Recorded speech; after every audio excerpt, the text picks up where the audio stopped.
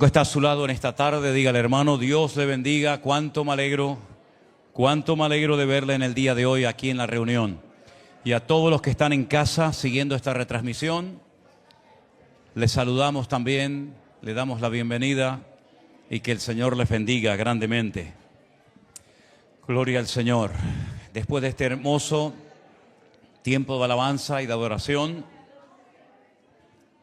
pedirles a los menores de 5 años, los pequeños que pueden ya pasar a sus clases y los demás nos quedamos aquí en el salón. Pueden tomar asiento, mis hermanos. Dios les bendiga. Bienvenidos a todos.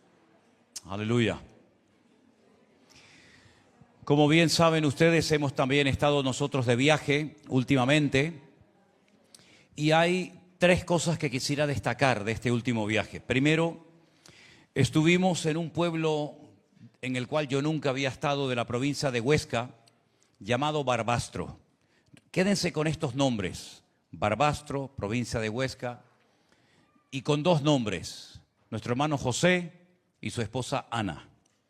2 hermanos ya de una cierta edad que viven en esa población, que pertenecen a la iglesia virtual, que nos siguen fielmente todo lo que hacemos, todo lo que retransmitimos desde aquí.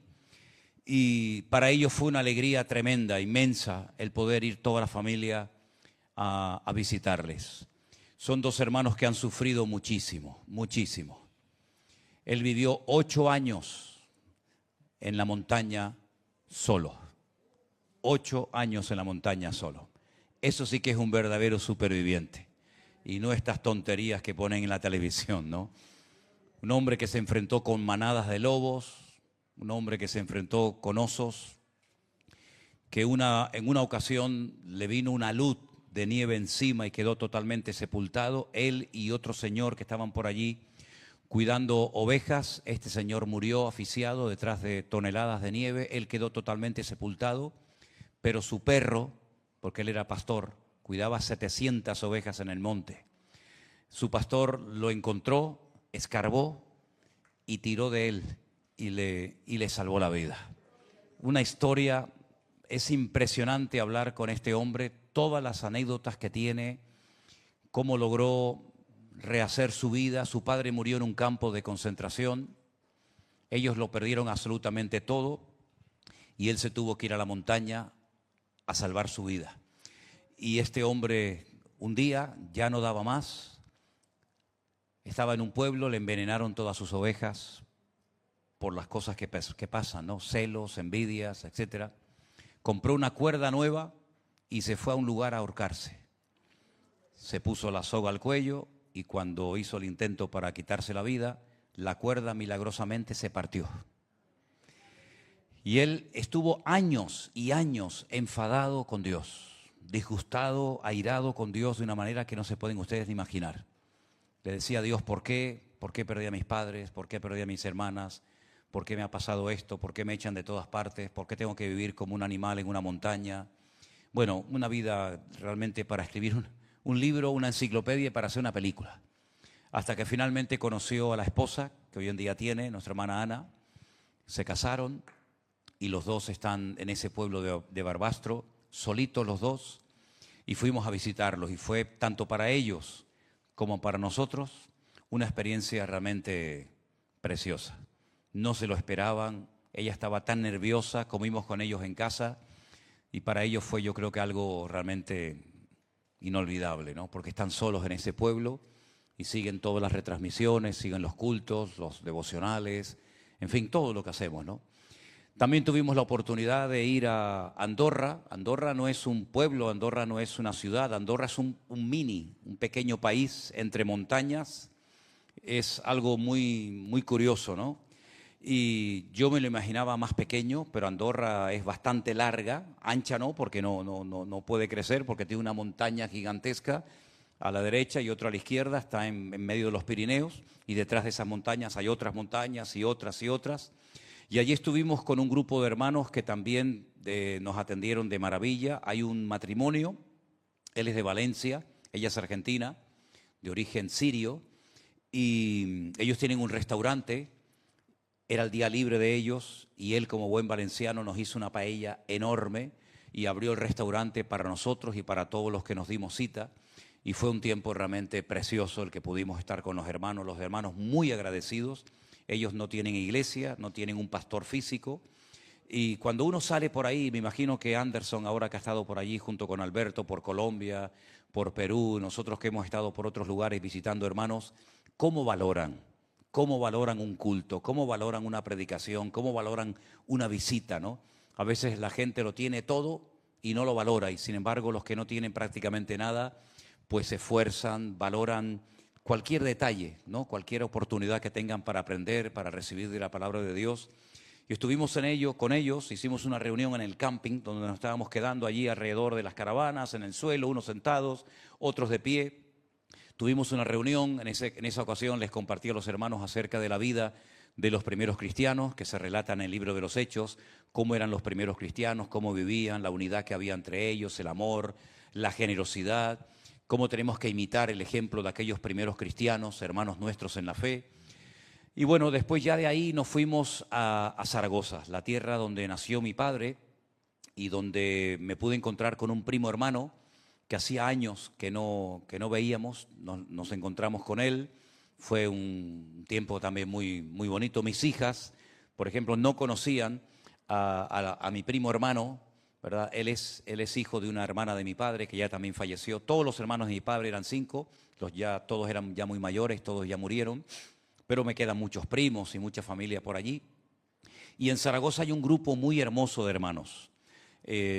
Por ejemplo, hay matrimonios que han venido a todos los congresos que hemos realizado y tenía muchas ganas de que tuviéramos una reunión con ellos. Y en la casa de una hermana, ¿verdad?, tuvimos un día una reunión, un almuerzo, y en esta ocasión yo le hablaba a ellos acerca de la hora de prueba que ha de venir sobre todas las naciones de la tierra. Ese versículo que está ahí en Apocalipsis, donde dice que aunque tenemos poca fuerza, por cuanto hemos guardado su palabra y no hemos negado su nombre, Él también nos guardará de la hora de prueba que ha de venir sobre todas las naciones de la tierra.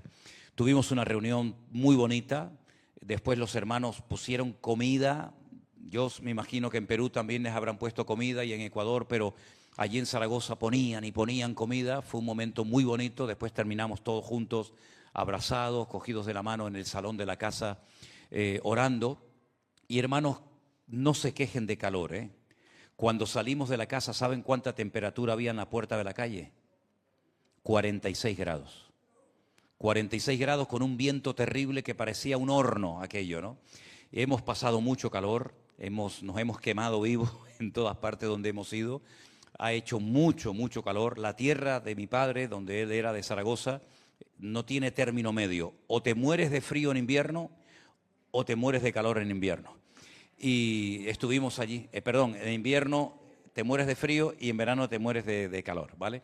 Entonces, después de ahí nos fuimos a Alicante, estuvimos también en la finca con los hermanos que están por allí, estuvimos con el pastor Iván. Tuve la oportunidad de predicar en una iglesia de las Asambleas de Dios en Alicante, una iglesia grande que nos atendieron muy bien. Por cierto, los hombres de esa iglesia van a estar el sábado pasando el día en nuestra finca, junto con hermanos de otras iglesias.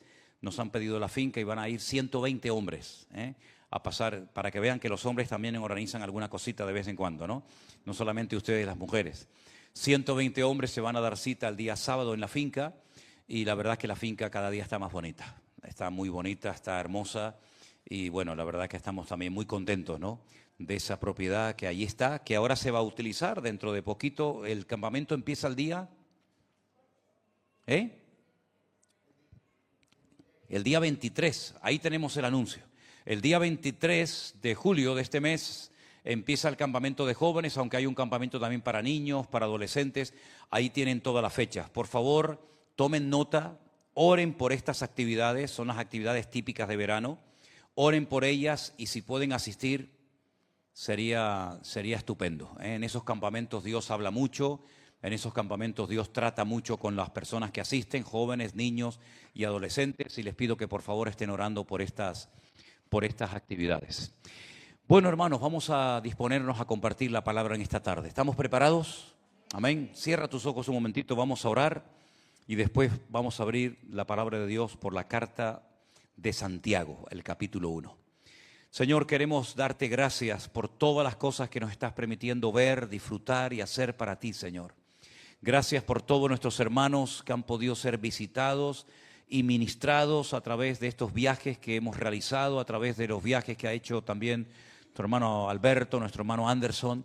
Gracias también, Señor, por los hermanos aquí en Tenerife que han estado perfectamente atendidos, por nuestro hermano Jerónimo, su esposa. Señor, ahora pedimos que nos hables a través de tu palabra. Queremos seguir creciendo, queremos seguir madurando, queremos seguir preparándonos cada día mejor para servirte y queremos aprovechar esta oportunidad que tú nos brindas para aprender de ti, de tu palabra. Bendice también a todos los hermanos que en este momento están conectados, atentos a recibir la palabra. Señor, bendíceles, alcánzales también con tu bendición y que tu palabra nos hable hoy a todos. Te lo pedimos en el nombre de Jesús. Amén. Y amén. Hermanos, vamos a abrir la Biblia si la han traído ustedes en el día de hoy. Espero que sí. Si no, seguimos la lectura en la pantalla de la iglesia. En Santiago capítulo 1. Mientras van abriendo esa porción de la Biblia, decirles varias cosas. Primero, el autor de esta carta, Santiago, era hermano del Señor Jesucristo. Se conoce como Santiago o como Jacobo. Ustedes saben que el Señor Jesucristo tenía discípulos y también tenía familia. Y dentro de la familia que tenía, lógicamente tenía padre, tenía hermanos, tenía madre, tenía sobrinos, ¿verdad? Por lo tanto, Santiago es uno de los hermanos del Señor Jesucristo que escribe esta carta y que llegó a ser un hombre muy importante, de mucho peso, de mucha responsabilidad y de mucha influencia en la iglesia primitiva, en la iglesia de Jerusalén. Esta carta de Santiago probablemente sea el libro más antiguo del Nuevo Testamento, ¿vale? La carta de Santiago probablemente fue la primera que se escribió, después vendrían las de Pablo, las de Pedro, etcétera, pero probablemente esta carta se escribió entre el año 48 y 52 de la era cristiana, antes del primer concilio de Jerusalén.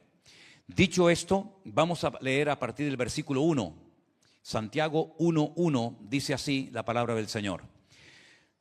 Fíjense lo que él dice: Santiago, siervo de Dios y del Señor Jesucristo, a las 12 tribus que están en la dispersión, salud. Antes de seguir leyendo, permítame decirle lo siguiente. Los creyentes de la iglesia primitiva de Jerusalén, como ustedes saben bien, sufrieron una terrible persecución y todos fueron esparcidos por diferentes ciudades, provincias y países.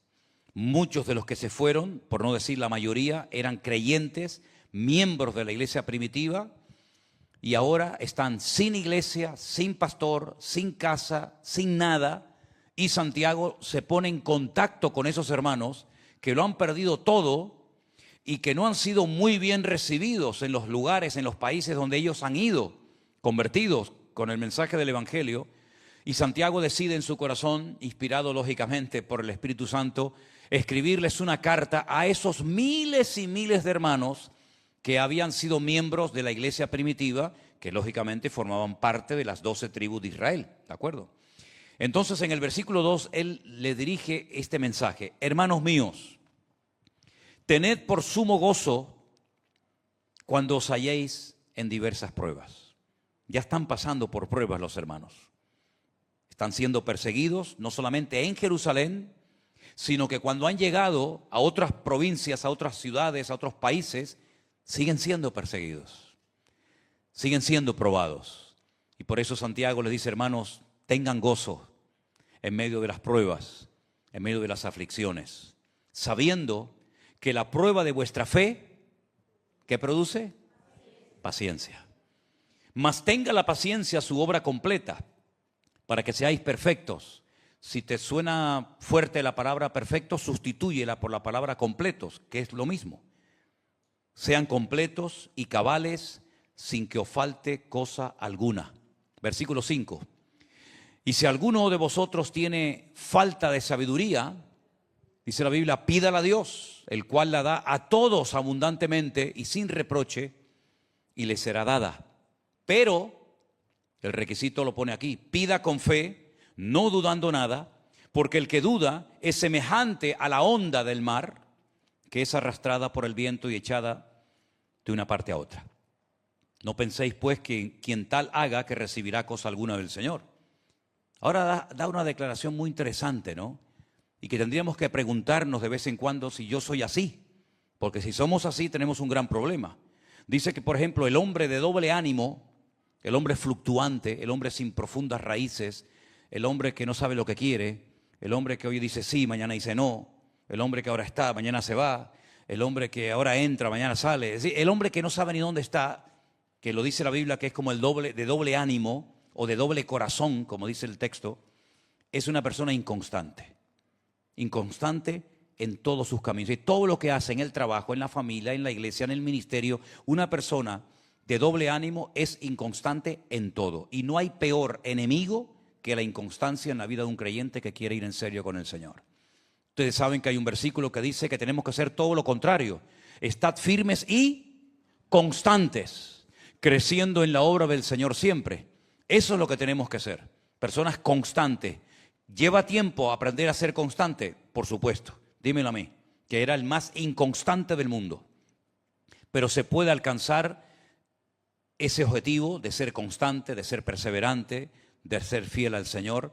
Porque si no lo eres, si más bien eres todo lo contrario, una persona inconstante, serás inconstante en todos tus caminos. Una persona que no es constante en el Señor no crece, no madura, no se desarrolla, no se le pueden delegar responsabilidades, porque es una persona que no sabe dónde está, ¿verdad? Y por lo tanto vemos en la vida que la inconstancia nos pasa facturas, lamentablemente, muy, muy desagradables. Ahora, ¿cuántos de los que están aquí, hemos leído estos versículos, cuántos de los que están aquí saben cuáles son las características que se menciona en Gálatas? No lo busquen, es una prueba que les voy a hacer. Gálatas capítulo 5, versos 22 y 23, no lo busquen, pues ya veo algunos que están buscando la página. Gálatas 5, 22, 23 nos habla del fruto del Espíritu Santo. ¿Alguien se lo sabe de memoria? ¿Alguien se sabe las 9 características del fruto del Espíritu Santo? A ver, ¿quién se lo sabe? A ver, vamos a decirlas. Amor, gozo, paz, paciencia, benignidad, bondad, fe, mansedumbre, templanza. Esas son las 9 características del fruto del Espíritu Santo. Ahora, como veo que la mayoría se las saben, vamos a leer otra vez del versículo 12 en adelante y ustedes me van a decir cuántas características del fruto del Espíritu Santo menciona Santiago en estos versículos. Presten atención. Ponme otra vez la lectura a partir del versículo 2, por favor. Hermanos míos, tened por sumo gozo cuando os halléis en diversas pruebas, sabiendo que la prueba de vuestra fe produce paciencia. Mas tenga la paciencia su obra completa, para que seáis completos y cabales sin que os falte cosa alguna. Y si alguno de vosotros tiene falta de sabiduría, pídala a Dios, la cual la da abundantemente y sin reproche y le será dada. Pero pida con fe. ¿Cuántas características del fruto del Espíritu hemos mencionado? 3. El gozo, la paciencia y la fe. Yo no sé cuánto gozo tú tienes, ni cuánta paciencia tienes ahora mismo, ni cuánta fe tienes. Pero de estas 3 características fundamentales que tenemos que manifestarlas en nuestra vida, yo me quiero centrar en esta tarde, hoy, en una sola. Quiero hablar acerca de características o efectos positivos que produce la fe en la vida de un creyente. ¿Estamos de acuerdo? Primer efecto positivo que produce la fe en el creyente.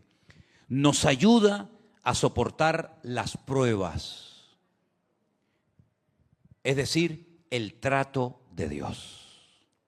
Déjenme decirles algo que yo me imagino que todos ustedes saben a estas alturas, pero por si acaso alguien no lo sabe, por si acaso alguien no lo ha oído nunca, por si acaso alguien no sabe de lo que estoy hablando, permíteme decirte que desde el minuto 1 que tú te conviertas al Señor y decidas ir en serio con Él, vas a ser probado y tratado por nuestro Dios. ¿Cuál es el objetivo o uno de los objetivos de ese trato de Dios en nuestra vida? Arrancar, triturar de nosotros toda la carne que llevamos dentro. Todo el mundo que traemos, todo el ego que traemos, toda la basura que hemos acumulado durante años y años. En esas pruebas y en ese trato de Dios van a ir saliendo poco a poco. ¿Te das cuenta? Nunca me olvidaré cuando yo era niño y llegaba el momento de limpiar las alfombras, yo veía mucha gente que le daban palos. Le daban con un palo y salía un montón de polvo, ¿verdad? Y muchas veces en nuestra vida necesitamos ser disciplinados y tratados por el Señor para sacarnos toda la basura y todo el polvo que hemos acumulado en todos los caminos por los que hemos transitado en esta vida. Cuánto orgullo, cuánta soberbia, cuánta sensualidad, cuánto desorden, cuánta desobediencia hemos traído a los pies de Cristo el día que le conocimos. Unos más y otros menos, ¿verdad? Pero nadie vino en su mejor momento a Cristo. Todos venimos cuando estábamos revolcándonos en el mundo, ¿no?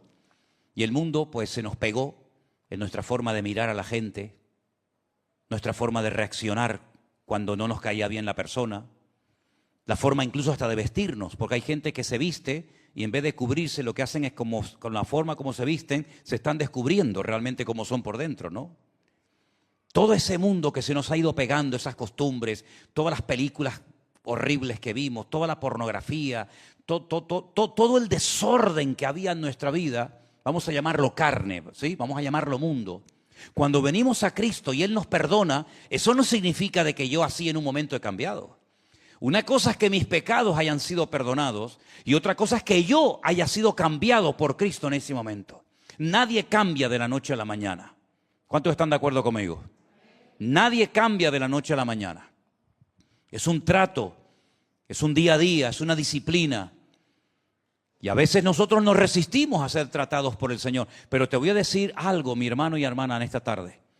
Ni se te ocurra, si lo estás pensando, ni se te ocurra huir del trato de Dios. Porque entonces habrás producido un aborto espiritualmente hablando en tu vida. Permíteme ponerte un ejemplo. Sabéis que me gusta mucho predicar con ejemplos. Cuando David era un jovencito, tan joven que no tenía edad para ir a la guerra, recibió en su casa la visita del hombre más importante del país. ¿Quién fue? ¿Quién era? El profeta Samuel, efectivamente. Venía con un encargo divino. El Señor le había revelado que el segundo rey de Israel estaba dentro de la familia de un tal Isaí, que por cierto su tumba está en la ciudad de Hebrón. El padre de David está enterrado en Hebrón, pero no en la tumba de los patriarcas, sino en otro lugar. Y cuando Samuel llega a la casa de este hombre, él dice: yo vengo a ungir al segundo rey de Israel porque el que está es un desastre. Saúl ha fracasado. Saúl ha llevado al país a la ruina, porque como él está en ruina, todo lo que toca lo lleva a la ruina. Vengo con el encargo divino de ungir al segundo rey de Israel. ¿Qué significa eso de ungir? Bueno, en aquella época había como un cuerno, para que me entiendan, lleno de un aceite especial que se derramaba por encima de la cabeza de la persona que iba a ocupar un cargo importante. ¿Y qué cargo más importante que el de ser rey de Israel? Eso es lo que significa ser ungido, ¿verdad? Por dentro y por fuera. Y estoy aquí con esa misión. Así que reúneme a todos tus hijos. Y comenzaron a pasar del mayor a todos. Y el Señor le dijo: ese no es, ese tampoco, ese no es. No mires la apariencia exterior porque yo no miro lo de afuera, miro el corazón, ese tampoco es. Y entonces Samuel le dice: oye, Dios no me da paz, no tengo paz en mi corazón de ungir a ninguno de tus hijos. ¿Tú tienes por casualidad otro? Y le dice: sí, tenemos a otro, un tal David. Algunos dicen que fue un hijo fuera del matrimonio, eso es lo que por ahí dicen algunos, ¿no? ¿Y dónde está? No, él es el pastor de ovejas, él hace lo que los hermanos mayores no quieren hacer, irse al monte a cuidar las ovejas. Dile que venga, porque no vamos a comer hasta que David llegue. Lo fueron a buscar rápido porque se ve que era hora de comer y tenían hambre, y fueron rápidamente a buscarlo, y cuando entró el Señor le dice: ese es, úngelo porque ese es. Tenía aproximadamente, pongamos, 17, 18 años de edad, menos de 20, vaya. A partir de ese día, su vida fue un calvario. El rey Saúl se entera de que han ungido a otro muchacho que no es su hijo Jonatán, sino otro, que va a ser el segundo rey de Israel. Y a partir de ese día, Saúl le cogió unos celos a ese joven, a ese chico, que toda su vida, todo su tiempo, toda su energía la dedicó a tratar de matar a ese muchacho, porque él lo veía como un competidor. La Biblia dice que David tuvo que estar huyendo desde los 17 años, 18 años, hasta los 30 años, de montaña en montaña, de cueva en cueva, de un lugar a otro, porque Saúl estaba obsesionado con matarlo a él.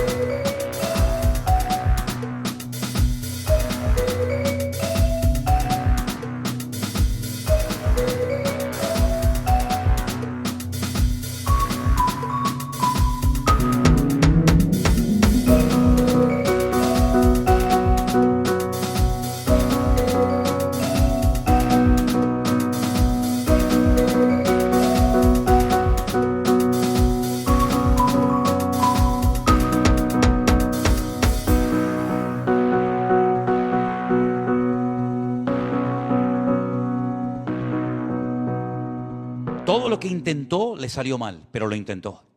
Pero llegó un momento en el que la desesperación, la presión era tan grande sobre David que David dijo: algún día moriré por mano del rey Saúl. Mentira, tú no vas a morir por mano del rey Saúl, porque el Señor te ha ungido para ser el segundo rey de Israel cuando muera el primero.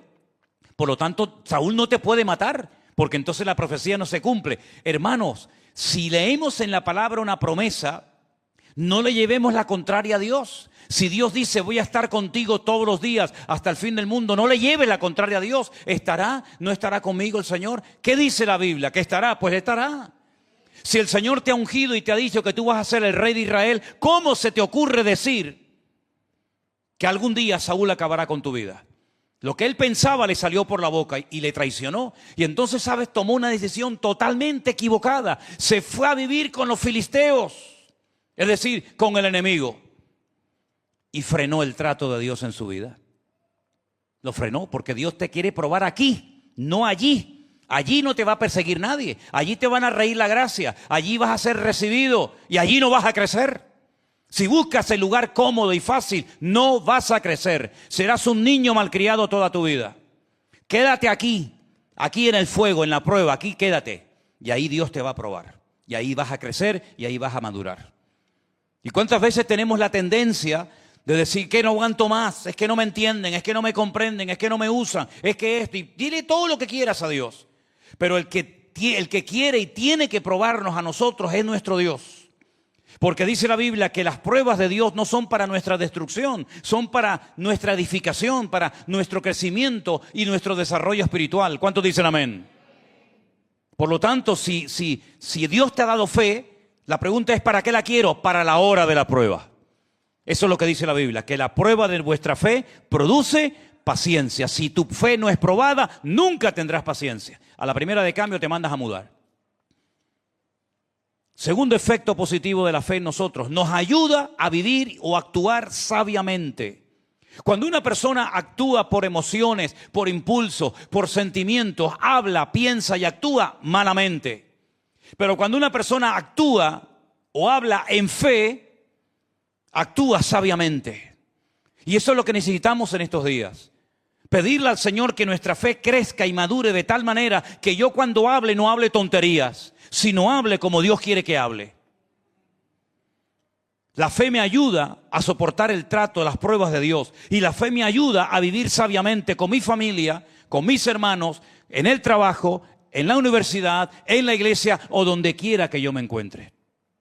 Sin fe no voy a saber actuar. Voy a actuar como siempre he actuado, en la carne, cortando por lo sano y haciendo mi voluntad.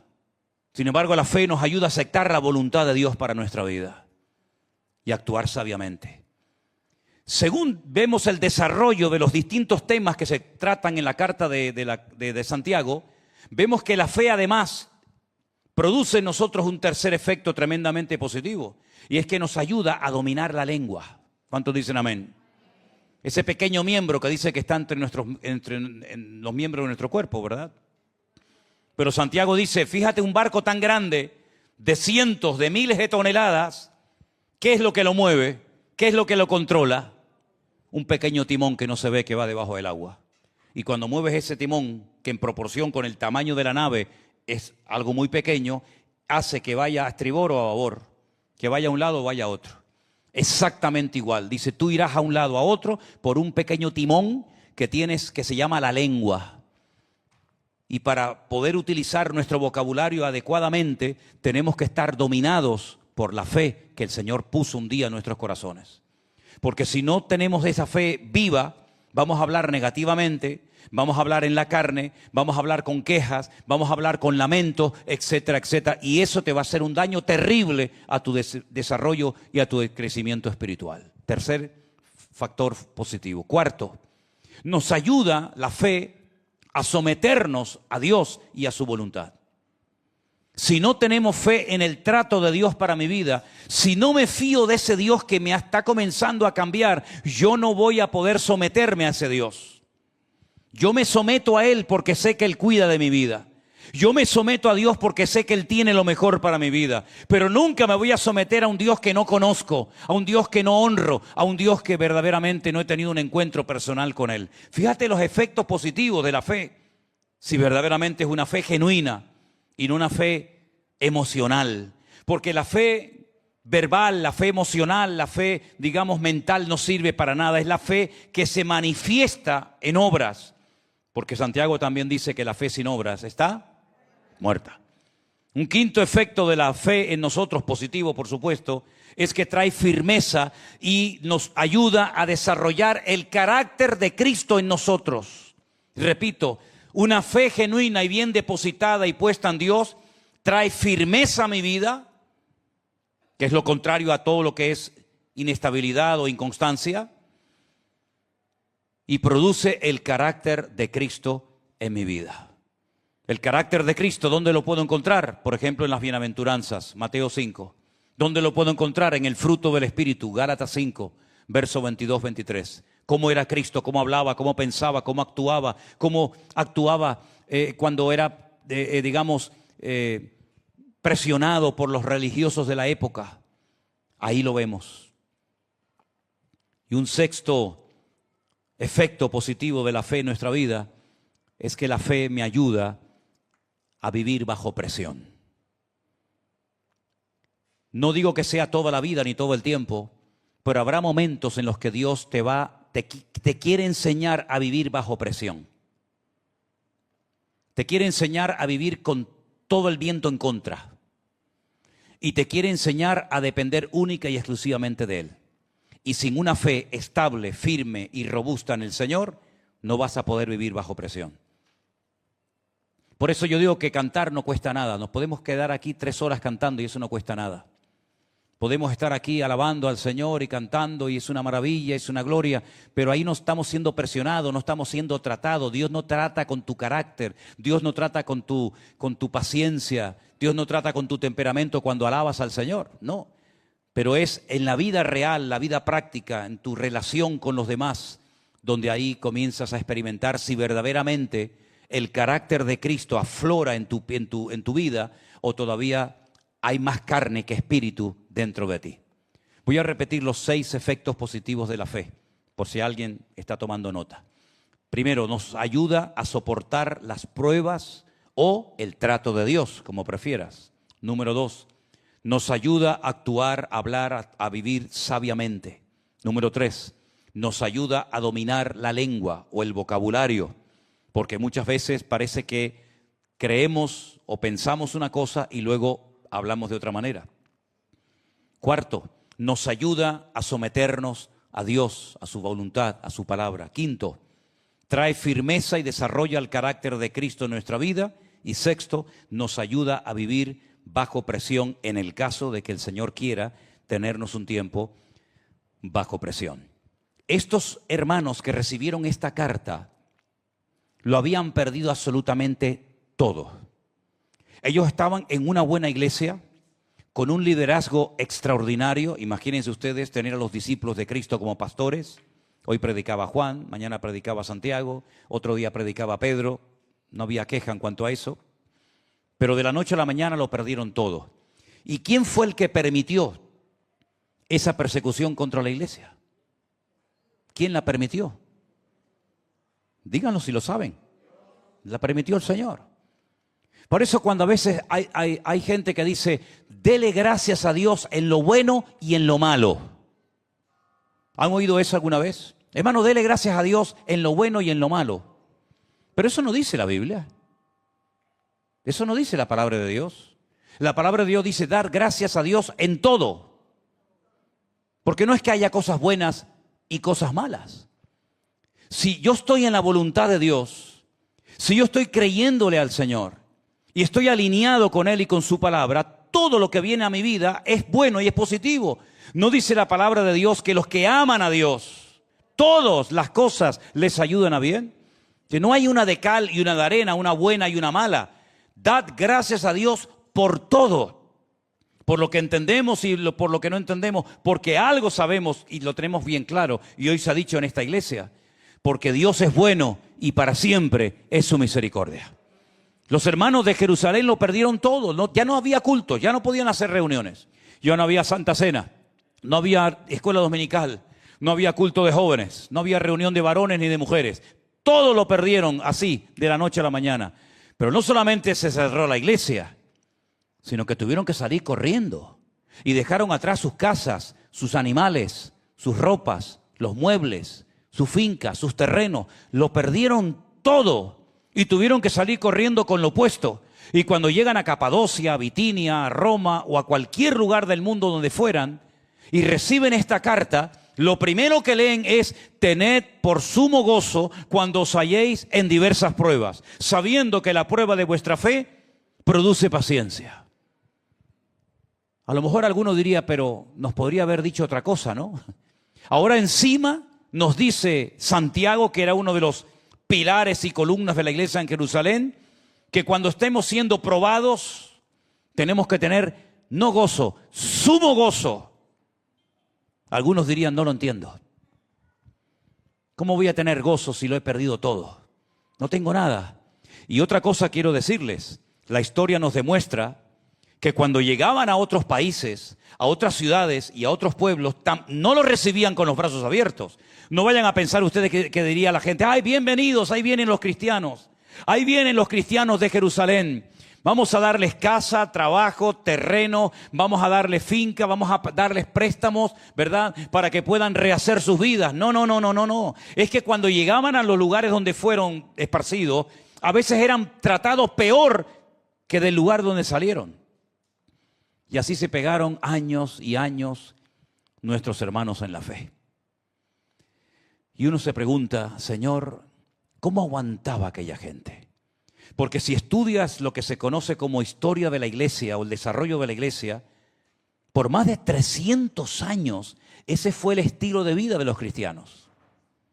Por más de 300 años, hasta que cuenta la historia que un emperador romano llamado Constantino se convirtió al cristianismo, que yo no sé si realmente podríamos hablar de una conversión, no lo sé, solamente Dios lo sabe, pero La cruda realidad es que por más de 300 largos años, los cristianos vivieron de una parte a otra, sin casa, sin nada fijo, sin una seguridad, viviendo en cuevas, viviendo de cualquier manera. Y así ellos fueron los que nos trajeron el Evangelio y lo transmitieron a la otra generación, y la otra a la otra, y la otra a la otra, hasta que por fin nos ha llegado a nosotros. Y yo no sé si nosotros hubiéramos aguantado esa presión y ese estilo de vida que era lo normal en aquella época, ¿no? Si ustedes, por ejemplo, leen la carta a los hebreos, que es la carta que se escribe a la segunda generación, es decir, como a los hijos de aquellos que se habían convertido primeramente, ustedes van a ver que dice que vivían por las cavernas, a veces sin mucha comida, que digamos, sin tener sus pertenencias seguras, sino que su única seguridad y confianza era la fe que tenían en el Señor. Estando ahora en la península nos llegaba la noticia, no sé si llegó aquí, si no yo se la comento, hace como más o menos 15 o 20 días, día arriba, día abajo, le prendieron fuego a 250 hermanos y los quemaron vivos en Nigeria. No sé si sabían esa noticia. 250 hermanos así, murieron quemados, los otros salieron corriendo. Y uno dice, Señor, pero esto está ocurriendo aquí en el siglo XXI. Y son hermanos nuestros en la fe, que podrían ser miembros de nuestra iglesia, ¿no? Podrían ser los niños, los jóvenes de cualquier familia de nuestra congregación. Y ahora con todo este lío que se ha montado en Irán, pues resulta que muchos creyentes que habían estado en la clandestinidad durante 47 años, salieron a las calles pensando que iba a haber un cambio, pensando que iba a venir el príncipe heredero y que tal, y salieron a las calles y comenzaron a grabarlos. Y ahora se está produciendo ahora mismo una persecución terrible, terrible, matando y torturando a creyentes y a pastores en Irán prácticamente todos los días. Y uno dice, Señor, a nosotros nunca nos ha tocado esto, ¿no? Pero para muchos hermanos nuestros en la fe, las persecuciones, la humillación, el no contratarte nadie, el expulsarte de un barrio, pues ha sido para ellos lo normal. Para ellos ha sido lo habitual desde el día que se convirtieron. Y ahora le llega la carta y les dice, tener por sumo gozo cuando os halléis en diversas pruebas, sabiendo que la prueba de vuestra fe produce paciencia. ¿Hay alguien aquí, me gustaría hacer esa pregunta, si no hay nadie no pasa nada, pero ¿hay alguien aquí que piensa que podría vivir permanentemente en una persecución, corriendo de un lugar a otro, ahora en la montaña, ahora en la playa, ahora me escondo en una cueva, ahora voy para una isla, ahora me voy para la península, ahora me voy para Portugal, mañana corro para otro país? ¿Hay alguien que cree que podría aguantar ese ritmo de vida 10, 15, 20, 30 años de tu vida? Bueno, les felicito por vuestra honestidad, porque la verdad es que nadie ora por eso, ¿no? Pero la cruda realidad es que esta es la realidad para muchos hermanos nuestros en la fe. Y también es la realidad que muchos vienen a la iglesia para que el Señor les dé trabajo, para que el Señor les dé un novio, para que el Señor le dé una esposa, para que el Señor le abra puertas y consigan los papeles y no sé qué. Pero la iglesia no está para eso en la tierra. La iglesia está para fortalecernos en la fe, para que tú puedas vivir tu vida cristiana y pelear cada día la buena batalla. Y habiendo acabado todo, dice la Biblia, estar firmes y gozosos, creciendo en la obra del Señor siempre. ¿Cuántos dicen amén? Así que, mis queridos hermanos, esta carta es una carta realmente maravillosa, es una carta preciosa, porque vemos que está llena de ánimo, pero también es una carta que me llama mucho la atención, porque es una carta que le ayuda a los creyentes en el país donde hayan llegado a vivir su cristianismo de una forma práctica, a no vivir como espías, a no pasar desapercibidos, sino a hacer luz, a marcar una diferencia, a ir contracorriente, a ser diferentes. Y si eso implica ser perseguidos, torturados o quemados o lo que fuera, que estén dispuestos, porque el Señor de alguna manera los va a recompensar. Si no en esta vida, en la otra vida, seguro que sí. Y esta es la carta que yo les animo a todos a leer. De aquí al domingo la pueden leer. Yo creo que hasta esta misma noche la pueden leer perfectamente, y si no, entre hoy y el domingo la pueden leer y les va a ser un beneficio espiritual extraordinario, porque habla de tantas cosas. No es una carta que se caracteriza por tocar un tema, sino habla de la fe, habla de la oración, habla del perdón, le habla a los ricos, le habla a los pobres, menciona personajes del Antiguo Testamento como por ejemplo Elías, y es una carta tan rica, tan variada, que estoy seguro que en la situación en la que estamos cada uno de nosotros, si no es el capítulo 1 será el 2 y si no será el 3, pero estoy seguro que será una carta que como es tan variada y tan rica, nos va a venir muy bien para fortalecer nuestra fe, porque si algo necesitamos en estos tiempos, sin lugar a dudas, es el fortalecimiento de nuestra fe. Amén, hermanos. Creer que el Señor nos va a ayudar. Creer que en mi angustia, en mi dolor, en mi prueba, el Señor está conmigo. Y quiero terminar en esta noche leyendo este salmo que hoy en el devocional, no sé cuántos lo vieron, en el devocional de hoy yo leía un versículo, pero es el Salmo 30. Perdonen que no lo haya pedido arriba cuando llegué, pero quisiera terminar pidiéndoles a todos que nos pusiéramos de pie y leyéramos en alta voz el Salmo número 30. Lo podemos poner ahí en la pantalla porque es un salmo que miren cómo empieza y miren cómo termina. Por supuesto, ¿quién lo escribió? David. No podía ser otro, ¿verdad? Uno de los hombres más probados en la historia, como lo fue Moisés, como lo fue Daniel, como lo fue José en Egipto.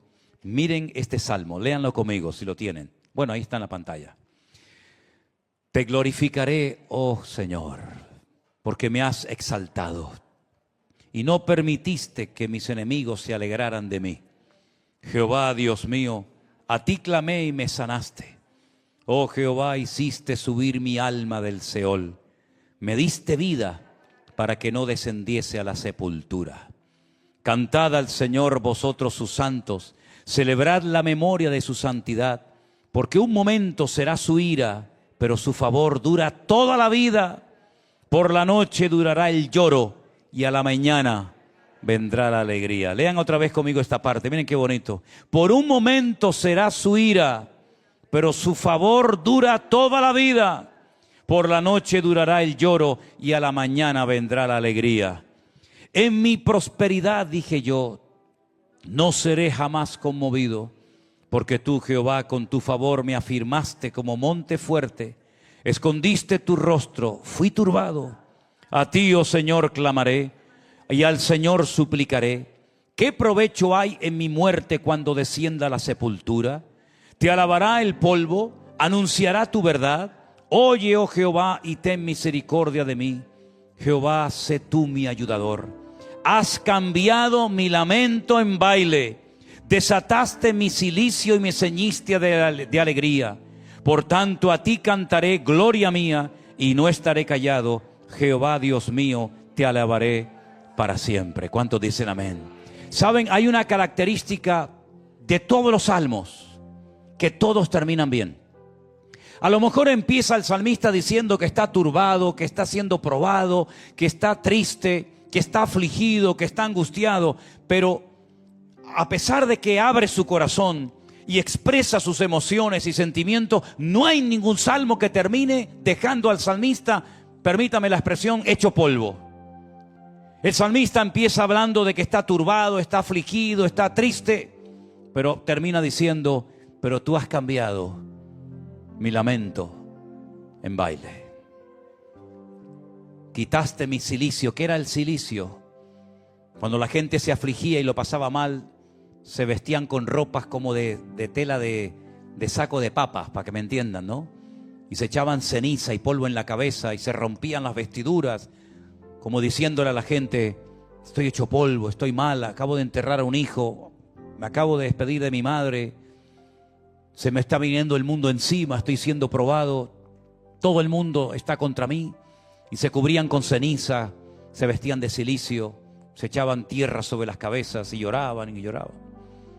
Pero el salmista dice, me quitaste el cilicio, me quitaste los lamentos y has convertido mi vida en un baile, en un gozo permanente y continuo.